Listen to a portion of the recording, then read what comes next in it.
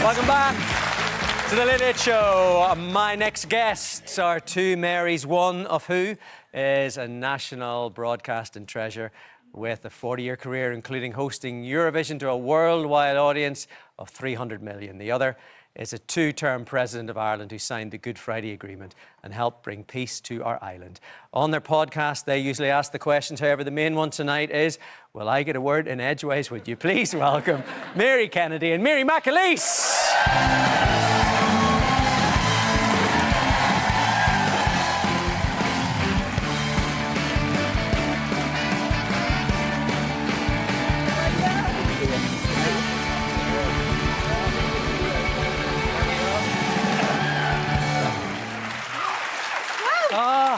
Welcome to the show. Thank you very much. Now, it's his birthday. Did he tell you that? No,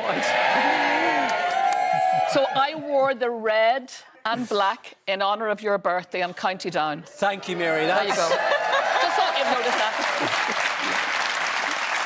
You can't do better than that, Mary. You can't do better than that. Now, you guys, I know, you like talking, you like walking, Mary. We do. Yeah. Tell us how this friendship blossomed. Well, actually, it started here in RTE in 2008. Father Dermot McCarthy, who also celebrates his birthday today. You see? He's a couple of years older. He's celebrating his 82nd. Former head of religious programmes here. Yes. Yeah. Former head of religious programmes. And it was his retirement party. I was MC. Mary was guest of honour as president at the time. And afterwards we were chatting and just said, what would be nice to do? So we've always wanted to do the Camino. So we formed a group and there's about 20 of us in it. We did a stage of the Camino de Santiago, finishing up in Santiago. And Mary was president at the time, so we were very well looked after. They brought out the big urn, the big thing for... So what happens then? Whenever you're president, you decide to go on a walk in Spain, and to have all the people talking into the sleeves and all that stuff? Or? They do, and actually, the funny thing is, on one of the occasions, maybe better not mention which country. No, we won't say. We won't mention. But we did bits of it in Spain, Italy and France. And on one of the occasions, the detail, the security detail, obviously thought that presidents didn't get mucky and didn't go through mucky fields. That what they would do would be we'd start off and then and everybody else would walk through the mucky fields, but I would get into the car and they would get into the car with me, and I said, no, I do the mucky fields bit. and unfortunately, the lead gentleman was wearing red suede shoes that looked very new. I'd say they were never worn again for any purpose. But we all looked at the shoes and just went, Dorothy. Yeah. But also there was one situation one day where the news went out and there were press photographers who were kind of waiting for us in bushes and all sorts of things like that. And there was a photograph on the local newspaper the next day of the Presidente de Irlanda, and it was actually Mary's cousin. They completely missed me. Yeah, they missed her. They missed me. And they mentioned my magenta jacket. Yes. Which was actually her magenta jacket. Yeah, I mean, it was very good. We were well-minded. You were well-minded. We were. You know, we had fabulous crack. Now, whose idea was this podcast? I'm assuming Mary's, really. Mary, you suggested it to Mary. We were both talkers. We are both talkers. It was talkers. suggested to we us both that we like to talk, and we are both... Why do you look so surprised? I just love you together. It's great. And it was a suggestion that was made based really on the rising popularity of podcasts, and the one with Alistair Campbell and Rory Stewart, where there's a bit of banter as well, you know. So we brought the idea to Enda Grace, who is producing me on the Moving West series for T.G. Cahir. And he has a lovely setup in Allenwood, in his little village in Kildare. And it kind of just mushroomed, and then it grew and it grew. And we've done season 1. This is actually the beginning of season 2. The first episode dropped, isn't that what they call it? Oh, they say dropped. That's what the kids say. Yeah, I know. Dropped By today. coincidence, you will not believe, but the coincidence is that the first episode was with a young rower, believe it or not, and you've just had 5 amazing rowers I know. Which I believe you did at Electric Picnic. We with did. Philip Doyle of our parish on County Down, who's a young bronze medalist, a young doctor from who could just as easily be a stand-up comedian. And he's a handsome man. Oh, he's just fabulous. Wouldn't it be great to be Good looking and funny. Did you It know says- And a rower. You didn't know his daddy. I knew his daddy back. His daddy was a cameraman with BBC. Is that Eamon. right? I knew, but he died young. I love the fact that we're now chatting as if there's no cameras here at all. Well, tell me now, who would his daddy be? His daddy, Eamon, worked with BBC Eamon Doyle. way back in the day, and I would have known him. And Philip's, he's an only son. And what I loved about him was after the Olympics, what did he do? He took his mummy away on a holiday. He did. I thought, oh, that's lovely. And he came to Every us in son electric should do picnic. that And he came after to you at the Electric Olympics. Picnic. Yes. And I believe that one of you went home early and was sensible after Electric Picnic. And someone else stayed on for the party, Mary Kennedy. No, I didn't stay on for the party. I stayed on for the party. gigs. The and it was gigs. the Wolf Tones. party. You went to see There's the Wolf. us in the green room. There you go. Great.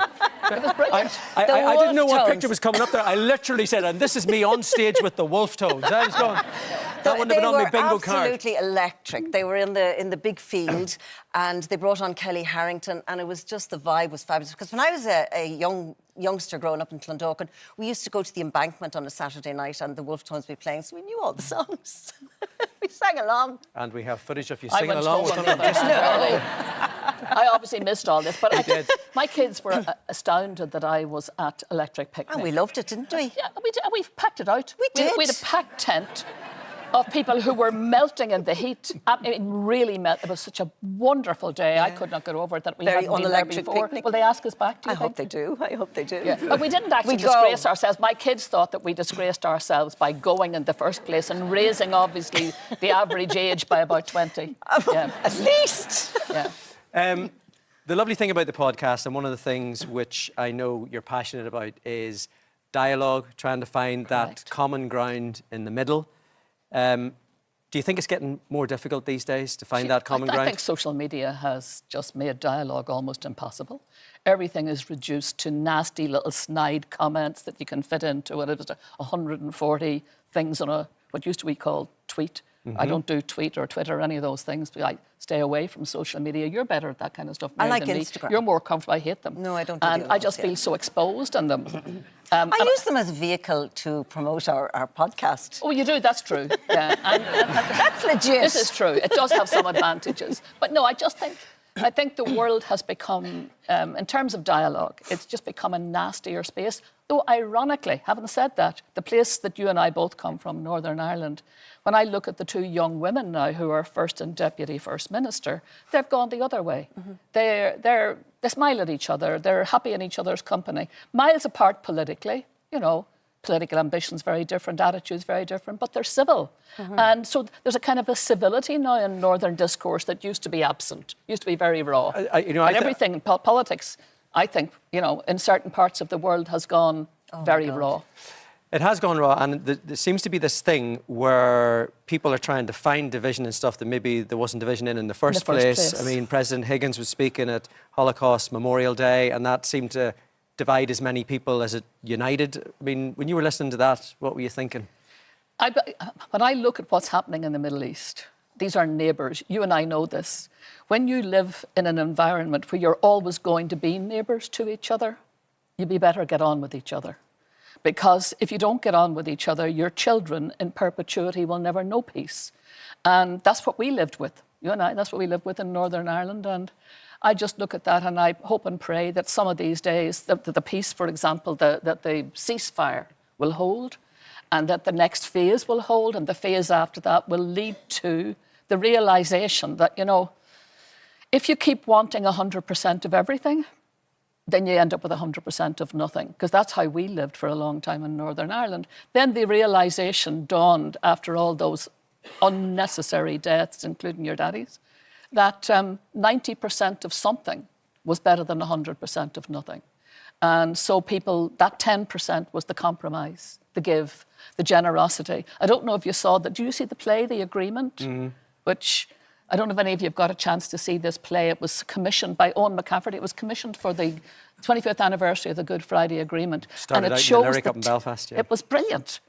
But it shows, for the first time in many ways, just how difficult it was to draw that compromise out. But at the end of the day, how with generosity and push and shove, and the Americans in the middle of it, and the European Union and the British government, Tony Blair and Bertie Ahern, and all of these people, and David Trimble, John Hume, that extraordinary genius, because in the end, it was his design that he designed back in the 1960s and nagged everybody into for years. Anybody who ever heard John speak will know we used to joke about the single transferable speech.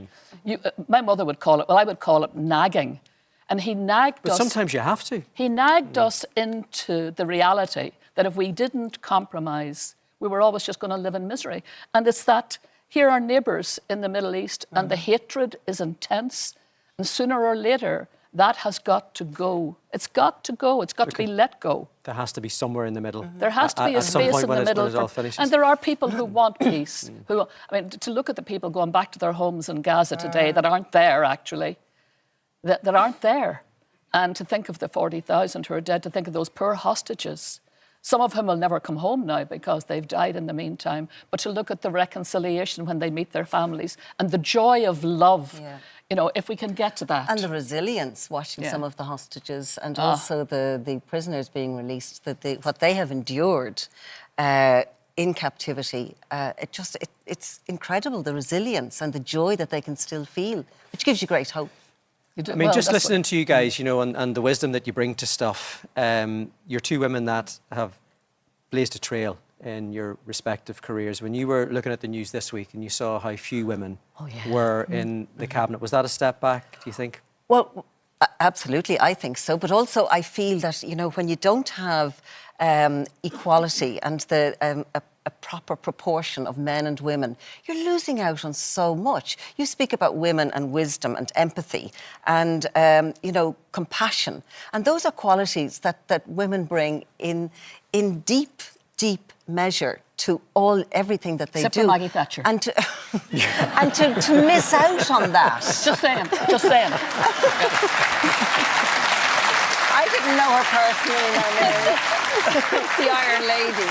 But isn't it true? I mean, and to think that there are so many wonderful women who put themselves forward, wanting to serve, and then what do we end up with? 3 senior ministers and a few more? Yeah, I mean, I look at that and I think this was the year that we had the biggest number of women ever going forward.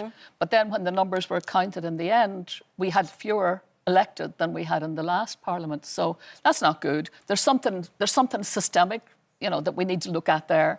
On the other hand, in every other area of life, every other profession, every other calling in life, women are little by little, chapter by chapter, writing new chapters. I mean, I just think that, you know, the way I describe it is we were given 2 wings to fly on, you know, the female wing and the male wing.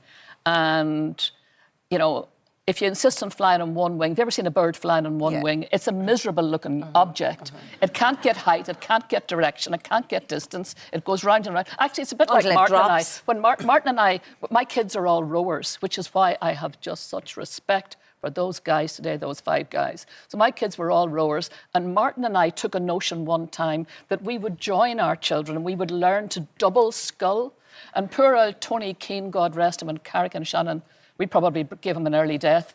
He tried to teach us to row, and we went out in the boat on the Shannon, and eventually Tony said we went round in circles, and he called us back in and he said to Martin, "See that, Martin?" He says, "Actually, just to remind you, you're in the same boat as her, so there's no point in trying to row faster than her." So that's what happens, you know, when you're out of sync. And that's why our world is lopsided. That's why the church that we belong to is lopsided.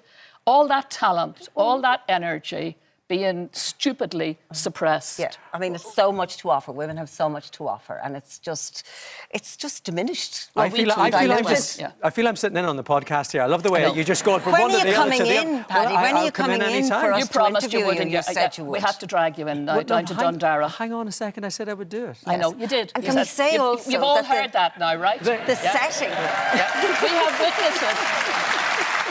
the setting where we record our podcast, Changing Times, is really very convivial. It's not in the city. It's out on the Bog of Allen. It's in a field. We make tea first. Mary brings the Tunnock's tea cakes and tips it because she's addicted. And also, we are thank really... you for telling everybody that. Thank you. And people love it. It's a conversation, and we're really delighted that for season 2 of the podcast we're being sponsored by the Meadowlands Hotel in Tralee, which again is the regional feel of it. It's not Dublin centric, and we like that about it. Are you inviting me for a weekend in Tralee? Is this? We're inviting you to the Bog of Allen for a morning or an afternoon, Okay. and tea and Tunnock's tea. Tea and Tunnock's tea cakes. Tea and Tunnock's. I'm there. That's hard to say. We'll pick this up chapter 2 whenever we meet again. I mean, we've only just scratched the surface with you guys. I think we should call this the Two Marys. I think this is what this should be. You think? I think. In opposition to the two Johnnies? I think they wouldn't stand a chance. Would they not? They genuinely wouldn't. Guys, the Two Marys podcast, Changing Times, the Allenwood Conversation. It is back today, season 2. The new episode has dropped. It will be released every Tuesday wherever you get your podcasts. I am delighted to say you're going to stay with us. But for the moment, would you give it up for me, McAleese, and Mary Kennedy? Thank you.